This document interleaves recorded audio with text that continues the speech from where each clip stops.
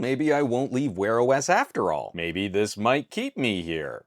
OnePlus sent over the Watch 2 for me to take on a test drive, share some thoughts, and this thing is gorgeous. It looks and feels premium, and it's clear this brand has learned some tough lessons from their previous watch experiment. I expected if they made a second watch, it would be better. I was not expecting it to be this much better. We have a stainless steel case with sapphire crystal over the screen. I really like the look of this case, the two buttons for controlling the watch, and the buttons are offset, so you don't run into that issue that I have with my Pixel watch or with my TicWatch of bending your wrist and activating the crown button. The main omission, the main complaint I have with the design of the watch, we'll get this out of the way right here at the top of this video, I wish it still had a rotating crown. Even with the offset, I like twisting a little knob to scan through alerts. I only have one other small gripe that we'll cover later in this video. That's it, folks. The rest of the review is pretty much good stuff. The watch is rated IP68 with a decent depth for swimmers and mil-spec 810H for durability. As a lifestyle wearable,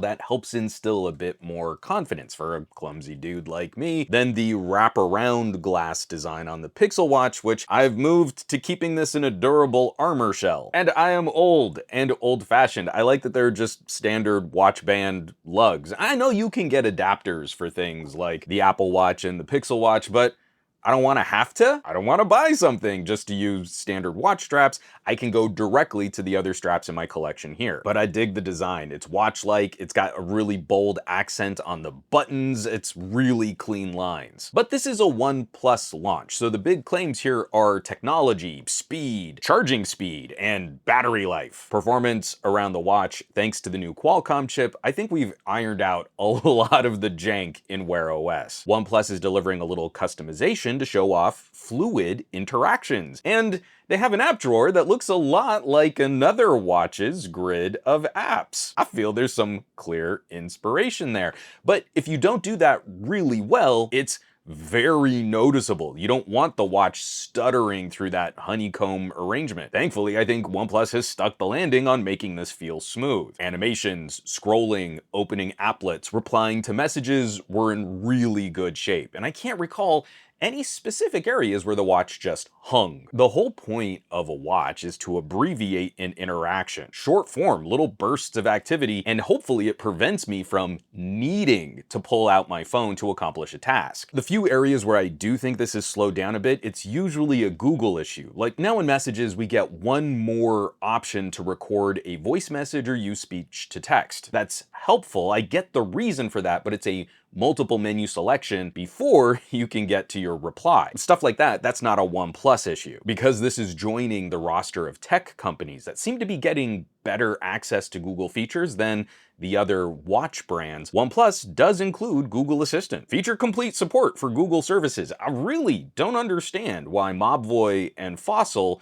were left out of the club. But now we're getting some competitive options in Android land with Xiaomi and Oppo joining the wearable crowd. It is funny though, I've been wearing a TicWatch for so long, I really have to think about using Google Assistant again from a watch. I'm glad I have it back on my wrist, but I kinda got used to just not having it. And if you're trying out Google's Gemini Assistant, at the time this video was produced, there are still some issues getting it to complete actions when going through the watch. I switched back to using regular Google Assistant. That's been working out better for me here. But the charging is super quick. This is a special flavor of VOOC charging for the watch, and it has this cute little pogo pin tray so you can use it with your phone's USB charger. OnePlus says a complete charge from empty to full should take about an hour. But true to their super VOOC phones, you don't need to leave it on the charger long to get a day or two of runtime out in the field. Because the big claim, the key feature here is battery life. OnePlus tried to make a watch before, and they used a more fitness tracker operating system, an RTOS.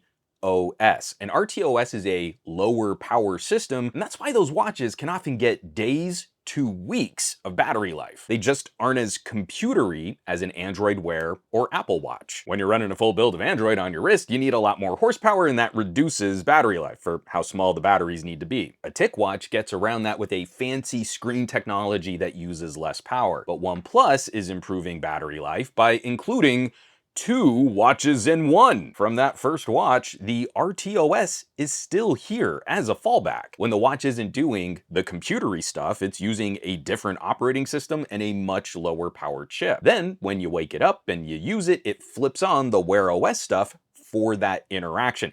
I'm grossly oversimplifying a really cool division of labor, but the long and short of it, we get great battery life. Now, I don't do sleep tracking. I just can't sleep with a watch on, but on my first full charge, I got over 4 days of battery tracking alerts and workouts before I got a low battery warning. That comes at 20%. At 20% battery with this thing, I probably could have gone another day before really needing to recharge it. And if you're really concerned about runtime like many other watches, you can kick this down to a low power mode that should run for up to 12 days in Power Saver. Power Saver on this watch still includes sleep, step, heart rate, and fitness tracking, and the ability to make and take calls. I have not owned the watch long enough to try that yet. I'm only partway through my second full charge. That's one of the really cool advantages of having dual brains in this little wearable. Another of the decisions I find irksome from Google is moving forward, all watches need to have their own app. I've been using a preview build of O Health, and I think that might switch over to OnePlus Health at some point, or just the O will stand for OnePlus. It's a nicely laid out way to check your stats, including stress monitoring and blood oxygen. All of this can tie into Health Connect, the new backbone for Android health tracking, and that's the other omission on this watch. I wish there were some kind of heart tracking like an ECG, or even a beat-to-beat optical scan. Like, my Tick watch isn't as accurate as an ECG, but it can still try to scan for rhythm issues. The OnePlus will scan for higher than usual resting heart rates, but not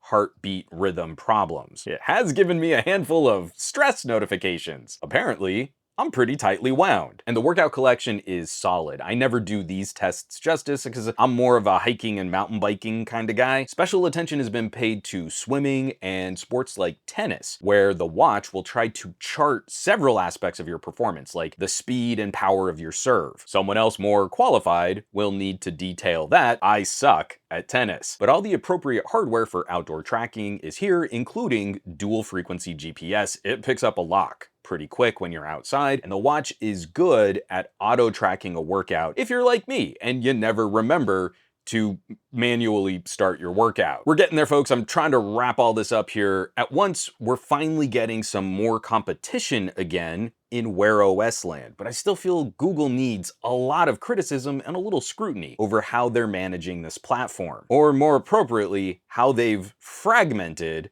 their wearable platform. My favorite versions of Wear watches so far have to find ways to fix things like Wear OS battery life. On a Tick watch, that's a crazy second screen. On the OnePlus, it's a whole second brain and additional operating system. But I've found myself gravitating to these solutions more than my Pixel watch, even if it means I might lack something like an ECG. I think OnePlus took their lumps. They got savaged on that first watch launch, and I can't say I've seen a better turnaround from a brand listening to those criticisms and coming back with a much improved follow-up. We can talk about ecosystem. This is a great combination with a OnePlus phone and some OnePlus earbuds, but this watch is a legit offering for any Android device out there. Pairing this with another Android phone, you're not gonna find weird omissions, features that aren't supported if you use this with a Moto or a Sony or a Samsung. And I've been saying in a few videos recently that if something doesn't change up the competition landscape in Wear OS, that